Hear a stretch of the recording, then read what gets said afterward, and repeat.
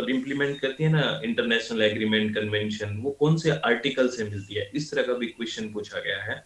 तो आर्टिकल 253, ये याद रखना, ये क्वेश्चन आपसे पूछा भी गया है। Article 253 empower parliament to make any law for the whole or any part of the territory of India for implementing treaties, international agreements and conventions। Basically जो आप हम बात करते हैं कि ये इंटरनेशनल ट्रीटी होनी है, ये बेसिकली एग्रीमेंट है कोई इंटरनेशनल, ये कन्वेंशन, बहुत सारे इन्वायरमेंट में तो बहुत सारे पढ़ते हैं ना, ये कन्वेंशन, इंटरनेशनल कन्वेंशन, ये एग्रीमेंट, ये पढ़ते हैं।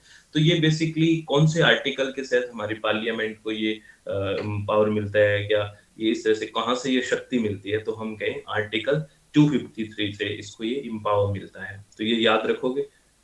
अरे बताओ, जैसे क्वेश्चन दिखाता हूँ आपको, फिर आपको समझ में आएगा मैं कहना क्या चाहता हूँ। सर कहना क्या चाहते हो, मैं ये कहना चाहता हूँ, ये क्वेश्चन आपसे पूछा गया, देखना। क्वेश्चन था, under which article of constitution of India was the Environment Protection Act 1986 enacted? Under which article of Constitution of India was the Environmental Protection Act 1986 enacted? कौन से आर्टिकल के तहत?